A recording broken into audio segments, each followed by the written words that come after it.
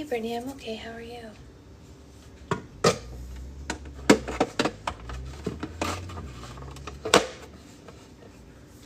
Okay, sorry, I just had to empty that. And now we will make coffee for real. Yes, yes, yes.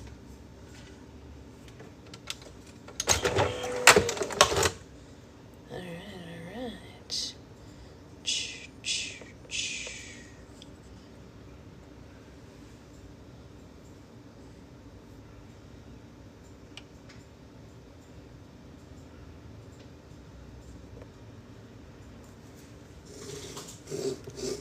Have I shipped? I don't know what that means, Brittany. Have I shipped what? The restock hasn't happened yet, if that's what you mean. The restock is on Friday. My last package, do you know? It depends on what you mean by that, Brittany. Is it part of, did you want stuff from restock, or do you mean the one from before restock?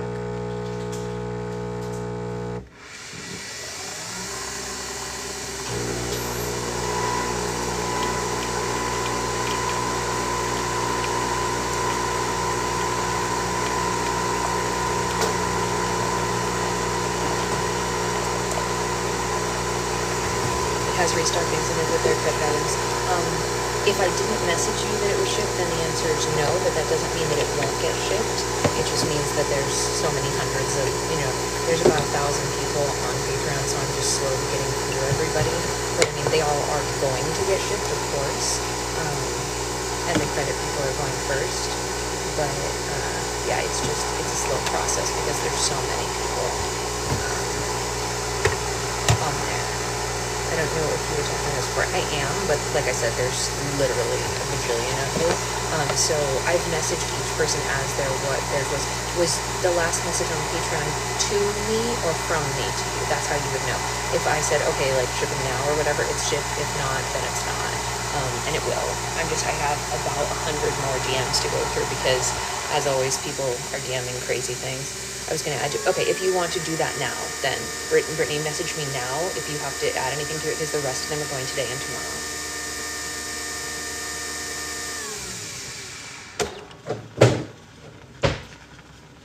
Yeah, definitely let me know ASAP, for sure.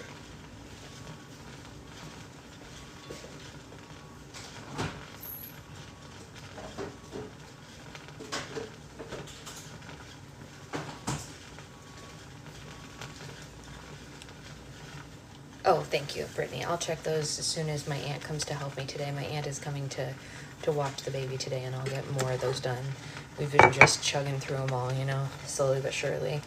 The good thing is there's like more than 500 things in the restock, and definitely that's more than the amount of people that had credits and stuff, so it's all good.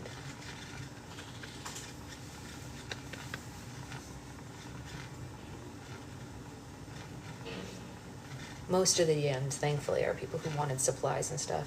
I know you're busy and I don't want to be bothersome every time I'm worried about you. Oh, it's okay. You don't have to worry about me, but you're also not being bothersome. The more information I can get, the better.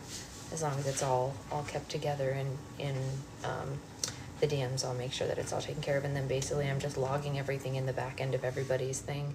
And then on Saturday, we will say goodbye to our Patreon once everybody has their stuff. Question, I paid for a year of Patreon just a few months ago, and you're closing yours. Did you pay for a year of just mine or a bunch of Patreons?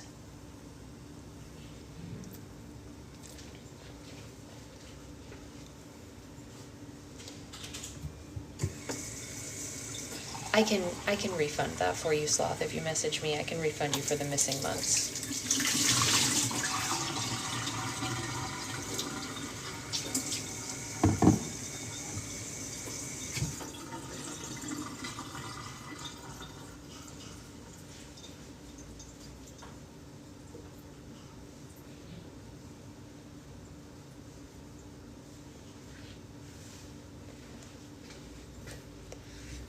Filtering me for what? Who even knows anymore, Nikki? Am I right? Sloth, because yours isn't one that has slime attached to it, I can just refund it. All right. Let's get to reading. Hey, Ray. Welcome back to the land of stories. Let's get reading. Good morning, friends. It's time to read. Good morning, Susan. Okay, hold on. I'm setting my coffee down slowly but surely. Okay, let's get you guys on the tripod. Bum, bum, bum, bum, bum. Let's get you guys right here. Let's get the book. We're seated. Glasses on. Very good. I tried to use the Discord last night and it made me angry. It's definitely going to be a transition. Yeah, I'm not going to lie. I haven't, I know it's been a couple of sitting days, right? I haven't had time to explore Discord and really see how it works. So I'm not all there mentally yet. But we will figure it out, you know, together as a family. Oof, I'm just moving my leg. Space stickers. I joined and probably forgot about it. I didn't necessarily forget about it. I just haven't had time to like dig into it, you know? Do you guys see our new leaf? Anyone who wasn't here yesterday, our new leaf opened. How beautiful is that? Brand new leaf, baby. Anything to keep in touch. Yeah, and we'll stay here. You know what, the other thing that Amanda told me that I haven't explored yet, if anyone wants to do some digging into how it works, safe space stickers, yes, 100%, Nikki, 100%. I have like maybe 20 of them left. Hey, Tiffany, we haven't even started. I mean, we started, but we haven't like read yet. What I was gonna say was, Amanda said that there's something called communities on YouTube, and I was thinking of looking into that. That is exhausting, Nikki, but you can always just DM me. I've got like 20 of them. DM me and I'll toss one in for you. So if there's like the possibility to have that, maybe since we already used that for lives, maybe that will be something people feel comfortable with using. I don't know how it works, I'm not gonna lie. But we have the Discord just in case, and we'll see how that goes. And I will message about my birthday. Rory's because it kind of feels like my child. Yes, he is your child. I don't have any December specific ones, Brittany, but I'm happy to give you a whole swath of Rory's because he is your child. We wouldn't have him if it weren't for you. That's the truth. So, yeah. Hey, Brittany. Brittany, my aunt is coming today to hold the baby while I pack orders, so your slime can go out. Other Brittany, two Brittany's. Yeah, I figured you wanted the other months. Yeah, that is, it's true. Yes, Brittany was the impetus for birthday roll for slime, because we used to just have themed roll for slimes like Halloween, Christmas, etc. And because Brittany, much like myself, is a Christmas baby, she was like, well, I would like to have a birthday roll for slime that isn't the Christmas one because I want it to be birthday. And I was like, yeah, you know what, that makes sense. And so we invented the birthday roll for slime for Brittany 2 years ago. It's true.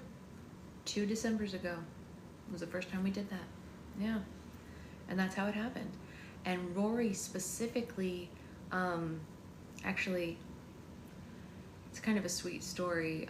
The reason that we have Rory as our mascot is because there was a lovely couple who, I don't know if they still watch my Roll for Slime videos or whatever, that watched them through the loss of their infant daughter as kind of like a decompress, get your mind off of things kind of thing. And they wanted a slime as like a remembrance thing for her. And she had some favorite toys, and some of them were dinosaurs and some of them were unicorns. And they asked if I could do something themed for that. And I was like, well, what if we made it a dinosaur that's also a unicorn? And so, yeah, it was a really sweet day. And they came to the live and we made it for them on live, and we unveiled Rory on live, and Rory became the mascot of the birthday roll for slimes in honor of this little girl. Yeah, isn't that sweet? I know, and that's how we got Rory, because we were like, yeah, we should adopt this, right? Isn't that just precious? I mean, too cute. And then I don't know why I just started thinking of dressing him up for different holidays and stuff. I was like, what if he just dresses up every month? I don't know, that just like popped into my head.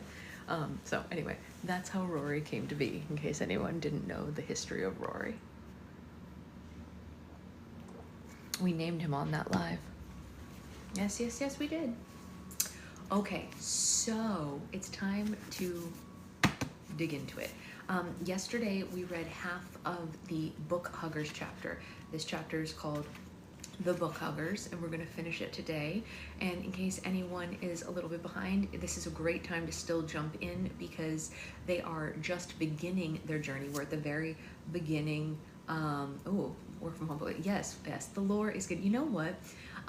Maybe Brittany, that if someone reminds me later, maybe I will start making videos of some of our like community lore as we come to the end of this last restock. But anyway, what's going on in the book right now is all the students, there's 6 students going on this trip, thank you Brittany, that are at a, we all love a lore video, right Tiffany? They're so sweet. That are at the airport with Mrs. Peters, and they're all headed to Germany. They haven't left yet. The Book Huggers are Mindy, Lindy, Cindy, and Wendy, and they all sit together, and then Mrs. Peters just told Connor and Bree that they are going to sit together. So that's where we were, and let's get into it. We don't know what's gonna happen. These kids are gonna fly to Germany. Let's see. Connor jerked his head in the direction she was looking and saw Bree Campbell walking toward them. The exhausting clouds filling his head instantly deflated. Just seeing her made Connor feel like he had drunk 5 energy drinks. Bree Campbell was unlike any girl Connor had ever met. She was always very calm and cool. She never raised her voice for anything, and she never seemed to let anyone or anything affect her in any way. She had blonde hair with a streak of pink and blue in her bangs, and she wore bracelets and wristbands by the dozen. She also always wore a purple beanie and had an earbud plugged into one ear whenever she could. "Good morning, Miss Campbell," Mrs. Peters said. "Morning, everyone," Bree said with a yawn. She even yawned cooler than everyone else, Connor thought. "Let's go inside and get checked in," Mrs. Peters instructed, and they followed her with their luggage. One by one, they showed their passports to the lady behind the counter, and they checked in for their flight. Connor was standing in line right behind Bree. He couldn't explain the anxiety that she caused him. He was just really excited to be near her, and yet terrified all at the same time. "She's just a girl. She's not a python," he thought to himself, and said it over and over again in his head. "Be cool. Don't try to be funny. Just act normal. And when you get back home, you're going to really need to see a doctor about this." "Mindy, Cindy, Lindy, and Wendy, you're in row 31, seats A, B, C, and D," Mrs. Peters said as she passed out their plane tickets. "And Connor and Bree, you're in row 32, seats A and B." Connor's heart was doing cartwheels. "I'm sitting next to Bree. I'm sitting next to Bree. Woohoo!" he thought. But why does that seem like the best news of my life? He got a glimpse of Bree's passport photo, which, to no surprise, was far better than his, and Bree caught him staring at it. Connor had to think fast so that he didn't feel like the creeper that he was. Your passport picture's better than mine," he said. "I got mine over the summer and I made the mistake of asking if I was supposed to smile right as they were taking the picture." He flipped open his passport so she could get a glimpse of it. "It kind of looks like you sneezed, and they scared you," Bree said blankly. There was no trace of judgment or mockery in her voice. It was just a perfectly honest description. "Would you like me to check your bag, sir?" the lady at the counter asked, and Connor took a second to realize that she was talking to him. No one had ever called him sir before. "Oh, yeah, please, take her," Connor said and handed Betsy over to be tagged. The lady gave him a strange look, hearing that the suitcase had a gender. "I mean, take it. Can you take the suitcase?"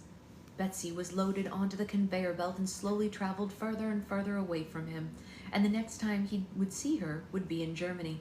Connor and the girls went through the security line, and their group was boarding the plane within the hour. The plane was massive. Connor couldn't wrap his head around how something so big could ever get into the air. Even after witnessing all the magical things he had seen in the land of stories, this was still fascinating to him. They walked down the aisle and they found their seats. Connor gulped when he realized how long he would have to spend in such a small area. "Where's your seat, Mrs. Peters?" Mindy asked, and all the seats around them were filling up quickly. "Oh, I'll be in first class," Mrs. Peters said. "But don't worry, if any of you needs me, just have a flight attendant notify me. I'll be in row 1, seat A. It's going to be a long flight, so go ahead and get comfortable."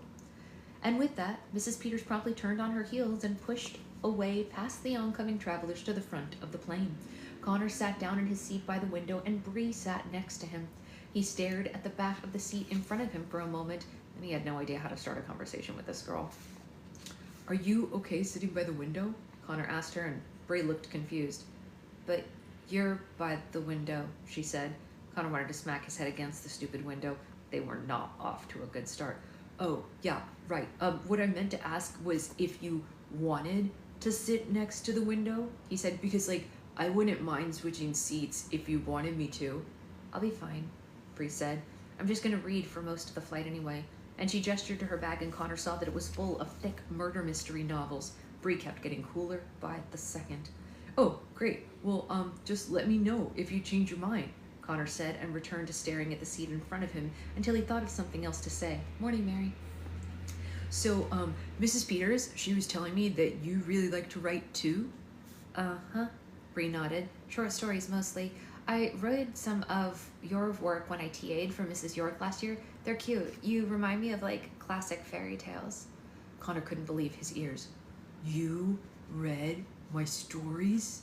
"Yeah," Bree said, "and I like them a lot, especially the one about the curvy tree and the walking fish. Those are really clever." "Oh, thanks," Connor said, and he blushed a deep shade of red. Not only had she read his stories, but she also remembered them. "Those were originally called The Curvy Giraffe and the Flying Frog, but I changed the titles to sound more realistic." "What kind of stories do you write?" "I just finished one called The Cemetery of the Undead," Bree said. "It's kind of, well, it's self-explanatory." Connor nodded a little too much to seem normal. "Wow, that sounds lovely." He felt like an idiot talking about fairy tales, knowing that she wrote about things like cemeteries and zombies. How was he ever going to convince her that he was cool when she was obviously the coolest person that had ever lived? "I've thought about changing up my genre," Connor said. "I think it would be fun to write, like, darker stories about things like that, like stories with vampires and werewolves, but, like, no love triangles or anything like that." "Oh, Connor, I forgot. I had something that I was going to ask you," Bree said. "You can ask me anything," he said. "Do you have a crush on me or something?" Bree asked him point blank. Connor was positive that everything in his body came to a complete stop, starting with his brain.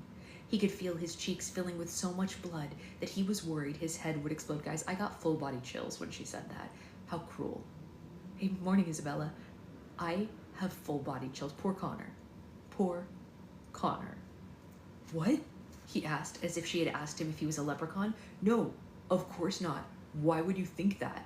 "Oh, because you turn bright red and you ramble whenever I'm around you," Bree said. She was neither accusatory nor suspicious. She was just stating the facts as calmly as ever. Connor forced a laugh that was too loud to be genuine.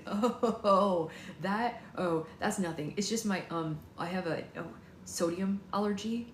He was as surprised to say it as she was to hear it.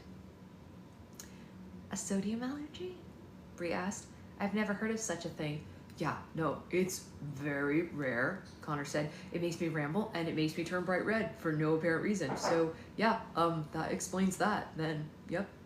He wasn't sure how far he was planning to go with this, but he could tell that she was not convinced. "Sorry, I just thought since we were going to be sitting next to each other for half of a day on this plane, I would just ask," Bree said. "No, yeah, I appreciate you asking," Connor said. "That would have been totally awkward, just like sitting here for hours and hours, one of us crushing on the other." "Glad that's not the case." Connor wanted to die. He fantasized about crawling out the window and curling up on the plane's propeller. He couldn't decide what was more mortifying, giving the impression that he had a crush on her, or that there may be some truth to her suspicion.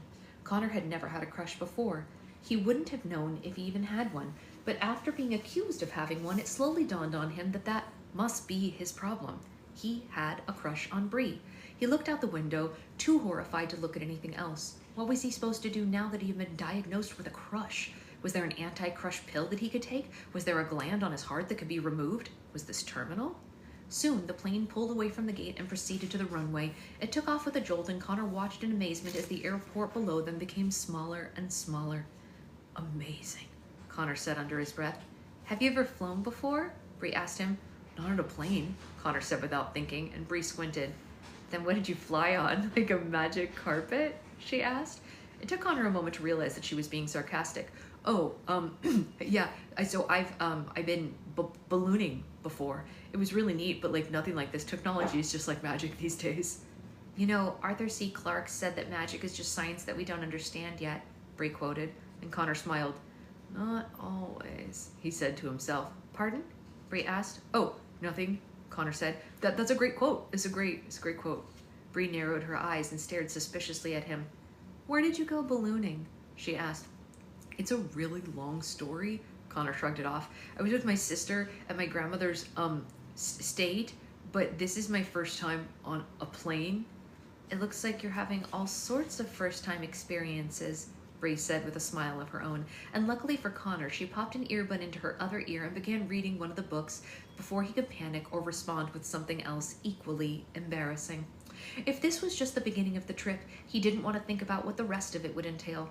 Connor wanted to crawl out of his skin, but Bree didn't seem affected at all by their conversation. She just kept turning the pages of her murder mystery novel, completely immersed in every word.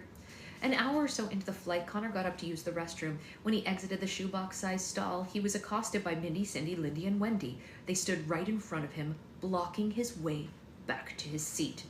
Can I help you? Connor asked. We need to talk to you, Mindy said, and they all scowled at him with the same serious eyes. They looked like a pack of hungry cats. Here? Connor asked. At the bathroom? On a moving plane? The girls nodded. We figured it was the best place to talk to you privately, Cindy said, and so you couldn't get away. Connor looked for help to the closest flight attendant, but they were serving drinks on the other side of the cabin. Have you been planning this ambush? Connor asked, and Wendy nodded. Since the end of the school year last year, Lindy said. Okay, Connor said. What's up then? All the girls looked at one another, excited to finally interrogate him. How is Alex doing, Connor? Lindy said, and she crossed her arms. Her left eyebrow was raised so high that it almost touched the ceiling. Cracks me up when it says I've joined, but I mean, I know, it's ridiculous, Brittany, it's ridiculous. Alex is fine, Connor said. She's going to school and living with my grandma in Vermont. Why do you ask? Mindy threw her hands in the air. Vermont? Vermont, he says, she declared, as if Connor had said his sister was living on Mars. Do you have proof of this, like a photo or a postcard with Alex's handwriting on it, perhaps? You think I'm lying to you? Connor asked. He was beginning to worry that they might be onto something. How much did these girls already know? Cindy stepped closer to him and looked directly into his eyes. We practically live in the library, and last year we saw some things, some questionable things, she said. Like what? Connor asked. Well, for starters, Alex used to come into the library every day at lunch, Mindy said, and every day she would go into the back and take one book off the shelf. She would hug it and whisper sweet nothings into its spine, Lindy continued. Why would she do that, Connor? Your sister was the smartest girl in the school, and it was so out of character for her to be talking to inanimate objects, don't you think? Cindy said. Wendy squinted and just nodded. So you're ambushing me on a plane because my sister hugged a book? Connor asked, trying to make them seem crazy. Well, she was talking to someone, Mindy said. She used to say things like, please take me away, and I want to go back. Yeah, and the next thing we know, Alex is gone, Lindy said. Left for Vermont, or so you say, Cindy said, and she swiveled her head. Connor tried to make his face as expressionless as possible. He didn't want to give them any hint that their suspicions were remotely valid. You guys are insane, he said. What are you implying? You think Alex ran away? Mindy clenched both of her fists in frustration. I don't know if she ran away, if she's working for the government, was abducted by aliens, or something else entirely, she said intensely. All I know is something isn't right, and I know you know the truth. And even if you don't tell us what's going on, we're going to find out. Because that's what book huggers do, Lindy said. We read between the lies, and we get to the bottom of things. Wendy nodded again and punched the palm of her hand in a threatening manner. The book huggers? Connor asked. That's what we've named the reading club, Cindy said, in honor of Alex, wherever she is. However close they were to discovering the truth, they were still the most obnoxious people that Connor had ever had to deal with in his life, and it kept him from spilling any family secrets. I think you guys read too much, he said, and he pushed his way through them and went back to his seat. He could feel their cold glares on his back as he went. When Connor sat down, he noticed that Bree wasn't staring as attentively at her book as she was before. She had pulled an earbud out of her ear. Had she been listening to the book huggers assaulting him? So your sister lives in Vermont now? Bree asked. Yeah, with my grandma, Connor said. Bree's questions were much more difficult to dodge. He felt himself wanting to tell her the truth about his sister and anything else that she might want to know. Vermont's pretty far, Bree said. It is, Connor said, but we talk on the phone a lot. So that's where you went ballooning then, I take it? She questioned him further, starting her own interrogation. Yeah, Connor asked. Why? Just curious, Bree said blankly. So if you've never flown before, how did you get all the way up to Vermont? He knew that she could see the uncertainty in his face. Train? Connor peeped. A coy smile spread across her face. Oh, interesting, Bree said. I see why they'd be suspicious. She wasn't looking at him like a boy that she thought had a crush on her anymore, but rather the way that she looks at her novels. He was the mystery that she was invested in now. Bree placed the earbud back into her ear and returned to her book, occasionally side-eyeing him over the course of the flight. Connor made himself as comfortable as possible in his tiny seat. His first flight would also undoubtedly be the longest flight of his entire life.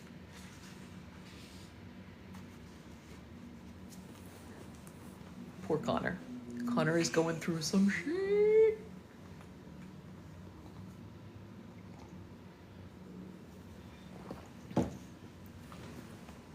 Poor Connor.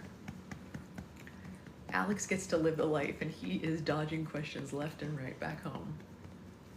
All right. It's odd to me. Wait. He does not know how to lie. That they're taking a daytime flight. Yes, it is. It is odd that they're taking a daytime flight. Yes, because that means they'll land in the middle of the night. He does need a cover story. Why didn't they come up with a cover story ahead of time? Are most flights to Europe in the evening? Yes. Yes, Susan. Ours was, anyway. We left at like 8 p.m. I think. At least from over here. And we landed there like in the morning, their time. Okay, next chapter is called A Wedding in the Woods.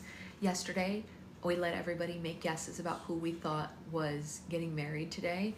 Some of the most popular guesses were Froggy and Red, Jack and Goldie. I pitched the idea that it could be Bob and Charlotte having their second wedding that they said they were going to have. And what was the other one? Oh, Rapunzel, maybe? That one didn't really hold a lot of weight. That was one of my ideas, but I was just saying people who were unmarried. Anyway, now it's time to find out who it is. A Wedding in the Woods. Alex spent the following afternoon on the grand balcony. Why did I say it like that? The grand balcony?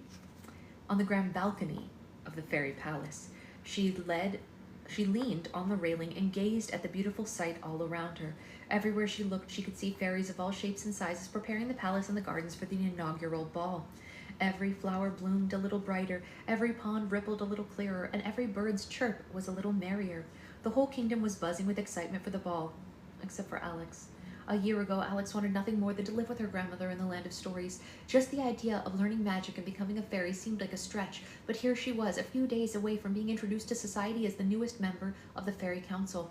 It was more than she could ever have wished for, more than she could ever have thought possible, and possibly more than she could handle. After defeating Esmea, the evil enchanter, she had proven herself capable of leading the fairy tale world, but perhaps she hadn't proven it to herself yet. A large shadow eclipsed the balcony, and Alex looked up to see Mother Goose and Lester descending from the sky above. "Hey, kiddo, I got something to tell you," Mother Goose called down, and Lester landed on the balcony and Mother Goose dismounted and joined Alex at the railing. "What is it?" Alex asked, and she eyed a questionable sack of gold coins that Mother Goose was clutching to her side. Mother Goose cautiously looked around the balcony to make sure no one else was in earshot. "No, don't tell anyone you heard this from me, but I just ran into some friends of yours in the dwarf forest," she told her. "What were you doing in the dwarf forest?" "I was playing my weekly card game with a few of my gambling buddies, but that's not the point." Mother Goose held the sack of coins a little tighter. "I bumped into Jack and Goldilocks, and they have very exciting news for me to share. They wanted me to pass it along to you." "Oh, what is it?"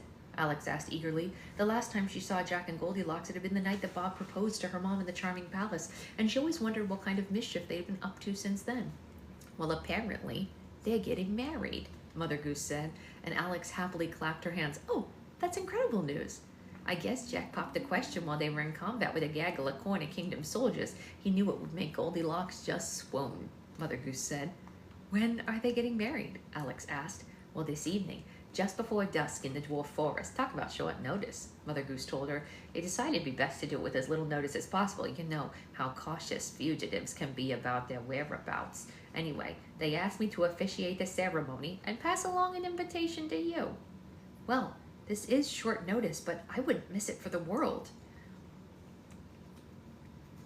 Alex was suddenly happy that her grandmother was forcing her to take the week off. But where will it be in the dwarf forest, she asked.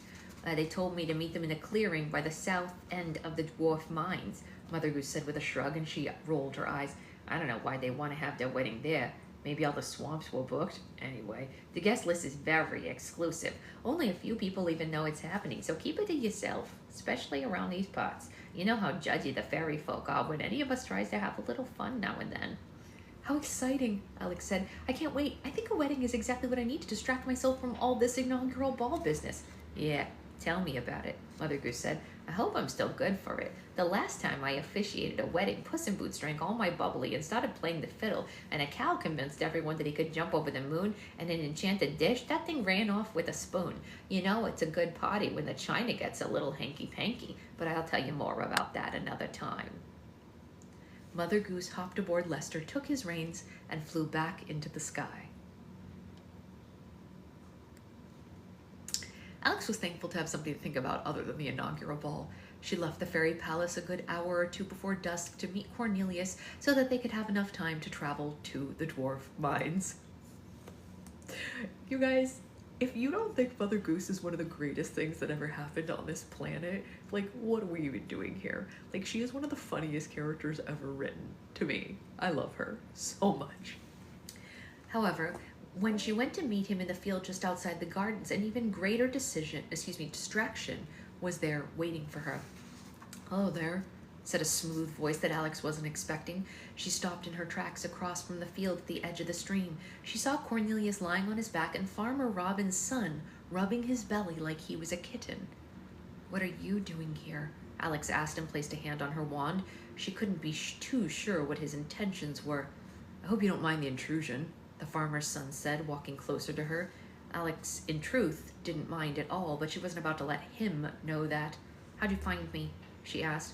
I didn't. I found your unicorn, he explained. It wasn't hard to pick out. I assumed if I found him, I'd eventually find you again.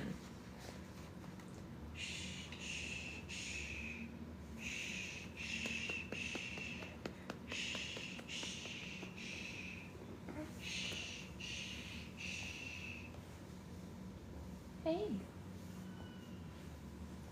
You don't want to be awake, do you? No. You can't possibly want to be awake. What are you doing? Hi. Hi. Hi. Hi, beautiful angel. You want to be awake? Should we finish on the play mat? Hi, beautiful. You want to go to your play mat? Yeah, you want to finish over there? That wasn't a very long nap. Okay. Simmy's sister. I know. It's the way of it, Brittany. Okay. Okay, sweetheart. Okay. Give mommy 1 second. 1, 2. Oh! Yay! There you go. Oops. Okay. All right. Let mommy get her coffee and everybody else. Yeah. Oops. Oops. Okay.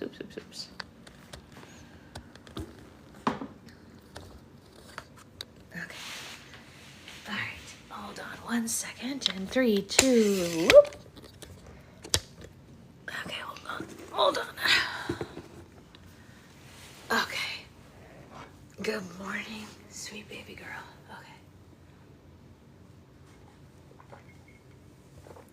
Okay. let's finish up.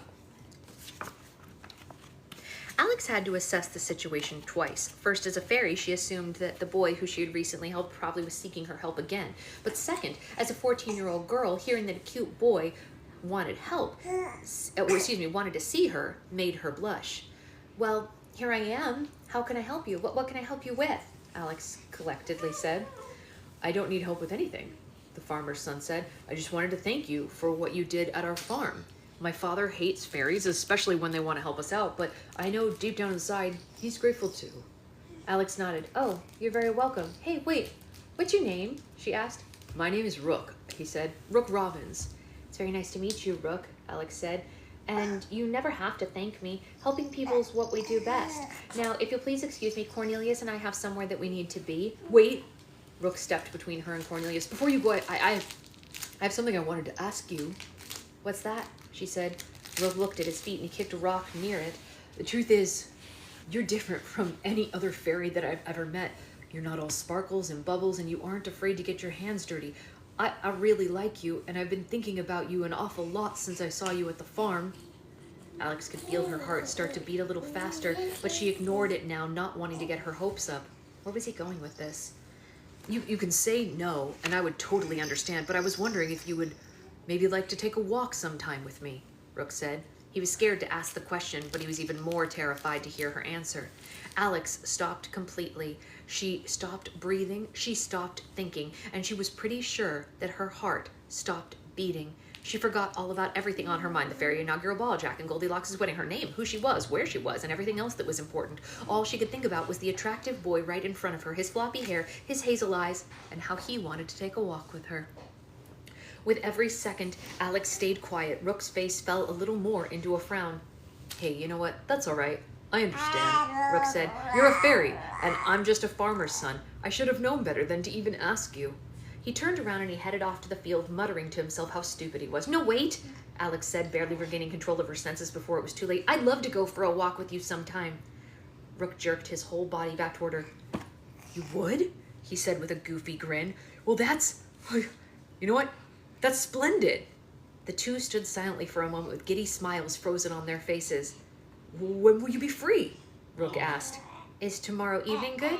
Maybe same place, same time? That would be wonderful, Rook said. I'll meet you in this field tomorrow. Are you excited for Alex? Are you excited for her? Yeah? I'll look forward to it, Alex said. Enjoy the rest of your day. Wait, what's your name? Oh, my name's Alex, she said. Alex Bailey. Rook smiled from ear to ear. All right, then I'll see you tomorrow, Alex. He jogged out of the forest with a confident jump in his step. Alex finally understood what people meant when they said they had butterflies in their stomach. She felt a little jittery, tingling sensation sweep through her whole body as if thousands of butterflies were migrating up inside of her. A huge smile appeared on her face. Cornelius got to his feet and walked to Alex's side. He blew a gust of air into his face and bared his teeth in a flirty smile. Oh, stop it, Cornelius, Alex said. We're just two people who've decided to go on a walk together. That's all. It's nothing more than that. Cornelius neighed. Alex wasn't fooling anyone, especially herself. This was a much bigger deal than she wanted to admit. Oh my gosh, the wedding. We better get going or I'm going to be late, she said. It's crazy how fast time goes when you're... Cornelius batted his eyelashes and sighed, teasing her to no end. Not when you're running late, Alex said. And Alex climbed onto Cornelius's back, and the two headed west to the dwarf forest as the sun began to descend. Galloping across the land at Cornelius's magically enhanced pace made the trip go by fairly quickly, although the thoughts percolating in Alex's head made it seem even faster than that. After all the tribulations she and her brother had gone through in their young lives, until this moment Alex had never had any space to think about boys. She always assumed that one day she might meet someone and fall in love, but as she got older, it never dawned on her that that one day could be getting closer, and now she couldn't help but ask herself that if that moment had already arrived. Was Alex at the beginning of her own classic love story, or was she just entering this stage of adulthood? Was she about to experience romance for the first time in her life, or just a mild case of puppy love? Did Alex even want to be invested in someone this early in life, or should she put all of her energy into her fairy training? She couldn't believe how much excitement and mystery one boy had brought into her life so quickly. Was it too early to say that she was enjoying this newfound excitement? Would it lead to more exciting experiences? Could Rook Robbins be the love of her life, or would there be other boys in her future? And if there would be others, did that mean that Rook was going to break her heart? Alex knew that she, of all people, needed to protect herself. She had been working too hard to let a silly boy come in and ruin everything that she had achieved. She couldn't let him hurt her, distract her from her goals, and most importantly, if things went askew, she couldn't let him turn her into something or someone that she wasn't. She couldn't let anything turn her into Esmia. That's crazy, right, honey? Is that crazy? Yeah. You got your letters? They're right here.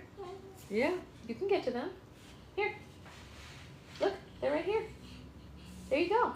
You have them now. Since he had caused her head to spin in so many different directions just asking her to go on a walk, she realized how deeply a bad experience might affect her. Woo!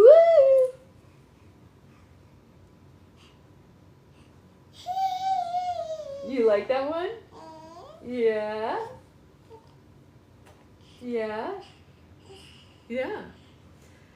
The purer the heart, the easier it was to scar, and Alex's heart was as pure as they came.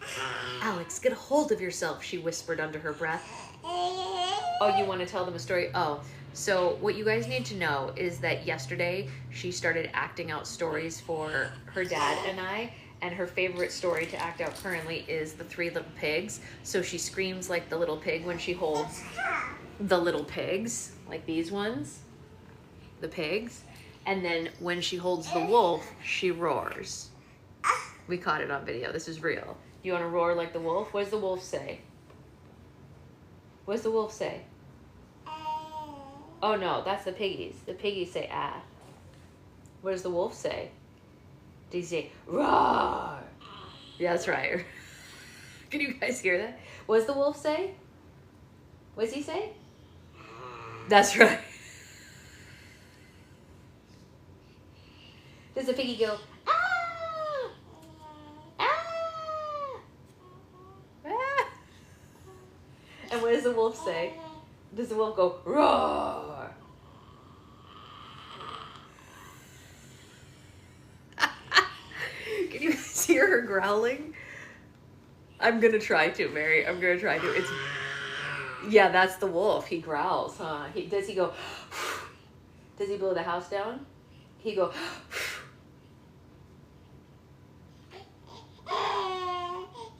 Yeah, you're doing a good job. You're telling a story, huh? I know. What does a piggy say?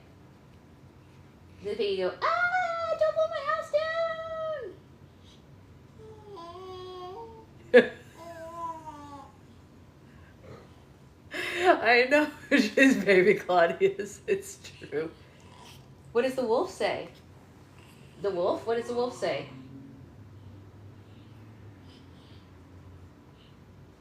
What does the wolf say?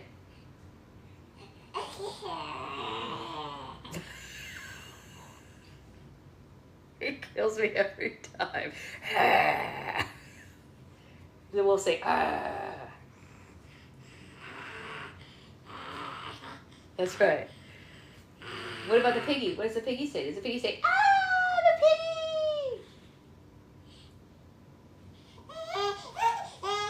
That's right, he screams. He's so scared. And then the wolf says, raw. Yeah. You guys can't see it, but she's looking back and forth between the characters like this right now. Ah, ah.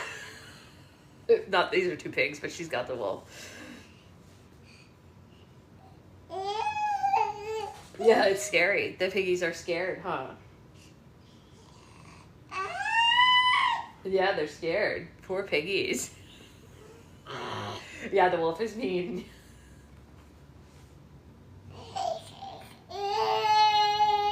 I know, it happens, huh? She's got quite the imagination. That's all I have to say. Yeah. Yeah, and then she's going like this. Is he blowing the house down? Can you go? You can't put your lips like this.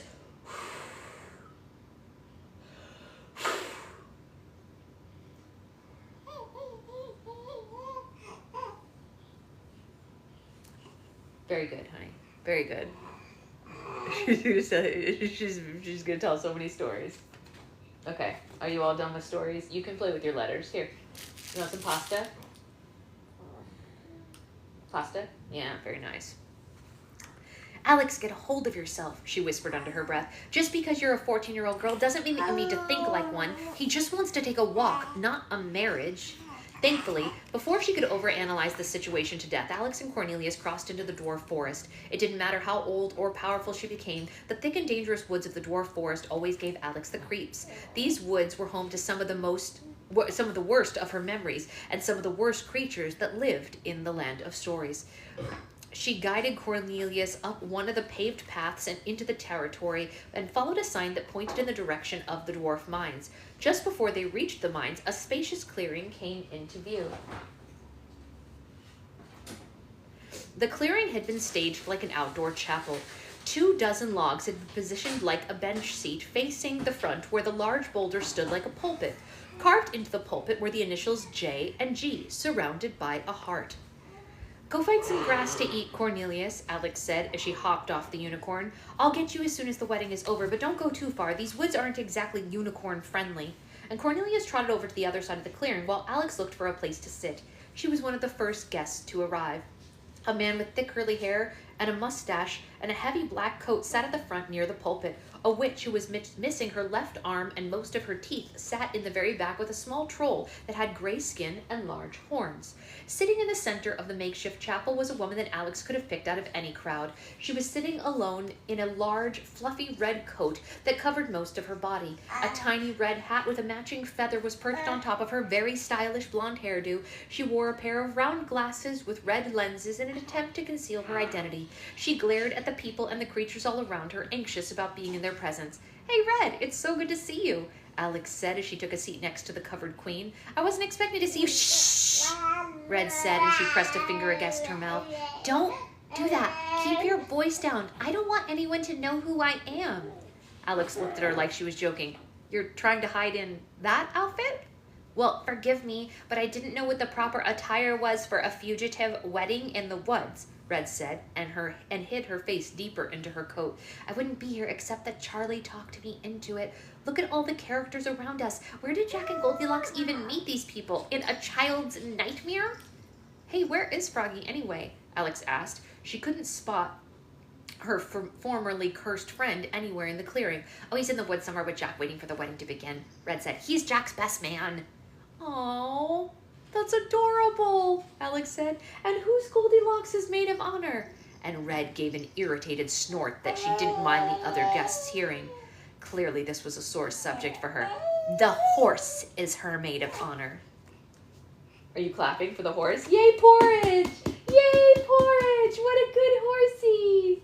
Yay, we love Porridge. Yeah, she's such a good horse. Yay! Yay, yay! Yay!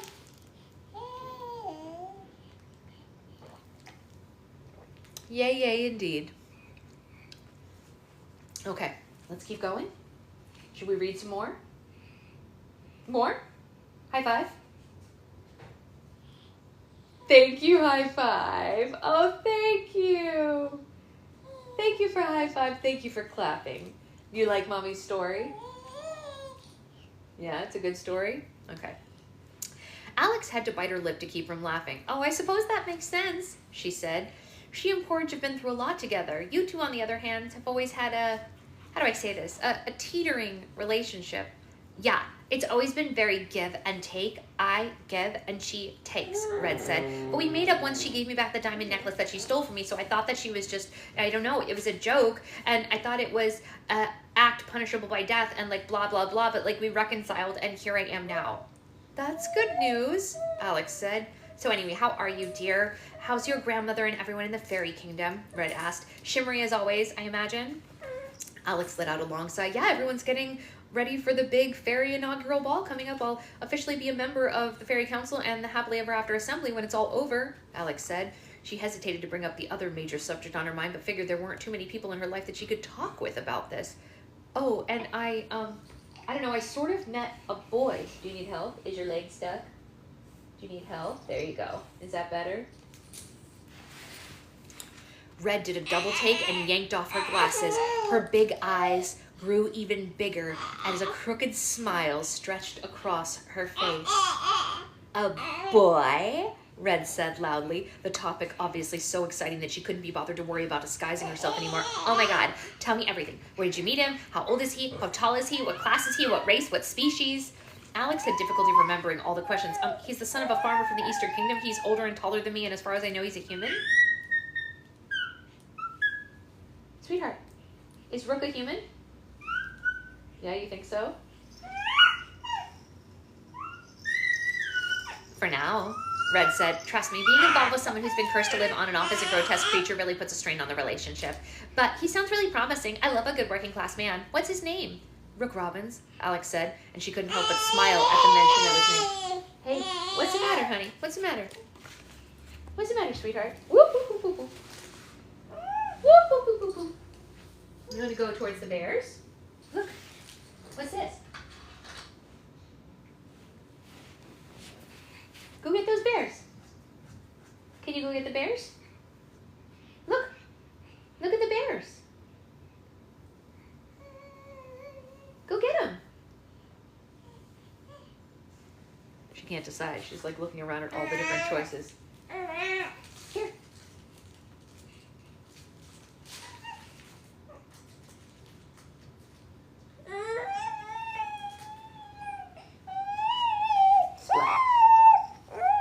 Honey, you're okay.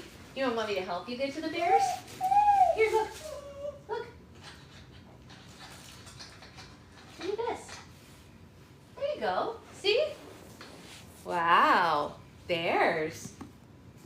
Very exciting. Very exciting, right? Yeah? Very exciting? I can tell you really like this boy, Red said with a raised eyebrow, and Alex sighed again as she felt the butterflies reappear in her core. I'm really not even sure that I'm ready for all this, she confided. I just have so much on my mind these days, I'm not sure it's a good time to add a boy to the mix. I keep worrying that it might turn into something really special or something really awful, and to be honest, I'm not sure which one would be worse. Oh, Alex, you need to just relax and enjoy the moment, Red said. You only have a first love once. What's the worst that could happen? I could get my heart broken and take my aggression out by enslaving the world like the Enchantress did? Alex said matter-of-factly. Whoa, that's a tad extreme, Red said. You're nothing like her, so you really have nothing to worry about. Who's to say I'm not like her? Alex said. This is the first time that something like this has ever happened to me, and if I'm not prepared enough going into it, I might get scarred for life. Red placed a hand on Alex's shoulder and smiled warmly. The first cut's always the deepest, but not every cut leaves a scar. If you spend your whole life worrying about getting hurt, then you aren't really living. You don't want to shield yourself so much from the bad stuff that nothing good ever gets to you either. Meeting up with a cute boy who likes you isn't going to hurt you. Thanks, Red. That was actually really insightful. Alex said, a little surprised that Red had so much knowledge on the topic. Well, if there's one thing I know a lot about, it's first loves, Red said. And then again, when I was 14, I ruined 2 lives trying to be with the boy that I like, so I'm not sure how good of the advice I'm giving you. But there is a thin line between in love and insane, and I have crossed over it many times. But looking back, had I not had all those experiences with that awful stuff, I never would have met Charlie, so in the long run, it's totally worth it. They smiled at each other. Red was probably the closest thing to a big sister that Alex would ever have. Red had spent years of her life chasing after a boy she could never have, and yet here she was today, happily supporting him at the wedding of his to another woman. Red had come a very long way, and if Red could overcome heartbreak, Alex figured she probably could too. So, when are you going to meet up with him next? Red asked. Tomorrow evening, Alex said. We're going to go for a walk. Oh my god, how adorable. I've always wondered what poor people do for their first dates. Red said, I insist that you stop by my castle tomorrow before you see him. We can talk about boys, and I can help you pick an outfit. Are you sure you wouldn't mind doing that? Alex said. Aren't you busy being the queen of, your kingdom and all that? Oh, no, I would seriously be so delighted, Red said. I have this silly little meeting at the House of Progress, but you can come with me and then we can just leave after the during the boring parts. What's the House of Progress? Alex said. Surely she must have heard her incorrectly. Oh my god, didn't I tell you? Red said. It's just like that place that you were telling me about from your world, the one with all the representatives. That's amazing, Brittany. I love that. I have that also, obviously. You mean Congress? Alex said. Oh, yeah, that's the one, Red said happily. I decided to copy it. I have a representative from each of the neighborhoods in the Red Riding Hood Kingdom to help me make all the decisions. That way, every decision is like a well-rounded one, and I can't solely be blamed for anything that goes on. But Congress sounded so dreary and bleary. I wanted my House of Representatives to sound promising and uplifting, so I thought Queen Red Riding Hood's House of Progress had a better ring to it. There was movement around in the trees. They could hear several people approaching in the clearing from different parts of the forest. Oh my God, speaking of ring, I think the wedding is about to start, Alex said. Like clockwork, as the sun began to set in the horizon, the remaining wedding guests emerged from the trees around them. Each guest was shadier than the next. There was an ogre covered in yellow warts who took a seat in the front. He was followed by a woman with bright red eyes who knew the witch in the back and sat beside her. A rugged dwarf led a blind dwarf with 2 eye patches to a seat near Alex and Red. A goblin couple with green scaled skins sat in front of them. A woman covered in maroon robes sat close to Alex and Red. The only part of her body that was exposed was her beautiful green eyes. She seemed friendly enough, but like Red, Alex didn't want to make herself too known in this environment. Red looked to the sky and took deep breaths, trying to fight off the anxiety that the newcomers caused her. A loud swoosh made Alex jump as Mother Goose swooped down from the sky on Lester's back. They landed at the front of the clearing, and Mother Goose took her place behind the stone pulpit. She took a large swig from a flask that she had hidden in her hat and cleared her throat before starting the ceremony. Hello, ladies and gentlemen, and whatever the rest of you are, Mother Goose said. We understand a lot of you are on a tight schedule, being on the run from the law or having to try to eat or kill one another in the past, so we'll make this celebration short and sweet as possible to avoid any discomfort. Let the wedding begin. Hey, honey. You're okay, sweetheart. Hey, what's the matter? The crowd cheered, which was an interesting combination of hoots, hollers, and growls. Jack and Charlie, the man forever known as Froggy to the twins, appeared from behind the trees to the pulpit. Hey! Whee! Hi, beautiful angel. They both wore sharp dress shirts and looked as handsome and charming as ever. Jack looked as anxious as Red about being there, but in a good way. Okay, sweetheart, come on. Can Mommy finish this chapter? Do you want to sit over here? You want to play with all your toys? Here. What's this? What's this? What's this? Take it. Yeah, it's for you. Wow, how exciting! A soft series of thumps came from the back of the clearing, and Alex turned to see a white and brown spotted foal walking down the aisle. He held a basket of rose petals in his mouth and was breathing very heavily, blowing the petals out of the basket and scattering them across the ground with every exhale. That's adorable. Who is he? Alex whispered to Red. Oh, that's Porridge's new son, Red whispered back. They call him Oats. Not too long after Oats reached the front of the clearing, his cream-colored mother trotted down the aisle behind him with a bouquet of daisies in her mouth. Once she joined her son and the others by the pulpit, she quickly chewed up the flowers in her mouth and swallowed them. Everyone, if you still have your legs, will you please stand for the bride? Mother Goose asked. The guests stood and turned to the back of the clearing. Red stayed seated until Alex pulled her up to her feet. A flock of sparrows perched high in the trees began to sing a beautiful ballad as Goldilocks appeared. She was stunning. She wore a simple but elegant white lacy dress with a long train. She was barefoot, and her golden locks of hair flowed all the way down to her waist. Wildflowers had been wrapped around the handle of her sword, and she carried it down the aisle like a bouquet. It was beautiful but lethal, just like Goldilocks. Despite all the gruesome guests, Grits would be an adorable name also. Despite all the gruesome guests, no one could deny that the ceremony turned out to be beautiful. Goldilocks arrived at the pulpit, and she and Jack faced Mother Goose with tears of joy in their eyes. Well, will you all sit down already? Mother Goose ordered the crowd, and once they obeyed, she continued officiating. 7 years ago. Whoops, sorry, wrong speech. Anyway, dearly beloved, we are gathered here to God knows where we are today, celebrate the joining of these two wanted fugitives. Mother Goose turned to face Jack. Jack, do you take Goldilocks, a woman charged with countless burglaries, breaking and entering, and running from the law? Don't forget attempted murder, Red called toward the pulpit. I wasn't gonna forget it, Mother Goose said. And attempted murder, to be your outlawfully wedded wife, in sickness and in health, in arrest and imprisonment, until death do you part. There was no question in Jack's mind. I do, he said with the biggest smile that he had ever been seen with. Mother Goose then turned to Goldilocks. And Goldilocks, do you take this man, a national hero whose reputation you single-handedly ruined, to be your outlawfully wedded husband in sickness and health, in arrest and imprisonment, until death do you part? And Goldilocks had never looked so happy in her life. I do, she said.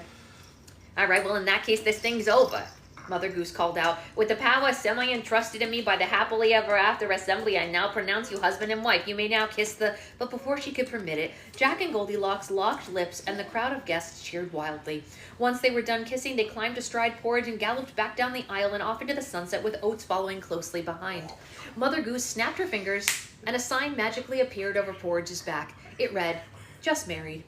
Watching the wedding had somehow made all of Alex's fears and doubts about taking a walk with Rook go away. She wanted to be just as happy as Jack was with Goldilocks one day, and she didn't care how many emotional obstacles she had to go through to get there. All right, now everyone get out of here before I'm seen with all of yous, Mother Goose said. And that ogre in the back, you still owe me 17 gold coins from our card game last week. Don't think I've forgotten about that. All the guests disappeared into the forest as quickly as they had appeared. Is Daddy tickling you? Yeah, we're almost done. Don't worry, honey. Froggy joined Alex and Red in the center of the clearing and gave Alex an enormous hug. Hello, Alex. It's always wonderful seeing you, he said. A lovely wedding, don't you think? It was beautiful, Alex said. Don't you think it was beautiful, Red? But Red didn't respond. Her arms were crossed, and she was frowning in the direction of Jack and Goldilocks, where they'd ridden off. Darling, what's wrong? Froggy asked. Didn't you enjoy the ceremony? I did, Red said unconvincingly. Especially the dress, because it was mine. She stole it from me. Sorry. That's it. That's the end of the chapter. Goldilocks. Yay, thank you for clapping for mommy. Goldilocks stole her wedding dress from Red. Oh, That's what we just learned. Goldilocks stole her wedding dress from Red. But knowing that she's a wanted fugitive, this isn't exactly shocking. Yeah. Yeah? Ridiculous. Is Daddy tickling your toesies? Are those your toesies? Yes. Okay, well, she does have the perfect giggle. It's true. She has a very, very, very idyllic giggle. Well, that was a great chapter, I have to say. Jack and Goldilocks are officially married. I agree, Freya. I totally agree. The sound of baby laughter can cure anything. So that was that. My aunt is coming over today to watch her so I can finish the rest of the restock stuff for you all. Don't forget, restock is Friday. It's 3 p.m. for Patreon, 5:15 for the public. If you want to use your credits for restock or you want any supplies, please, please, please message me as soon as possible. We will get those things shipped out this week. And I'm going to go make breakfast for this little lady. See you later, guys. Bye.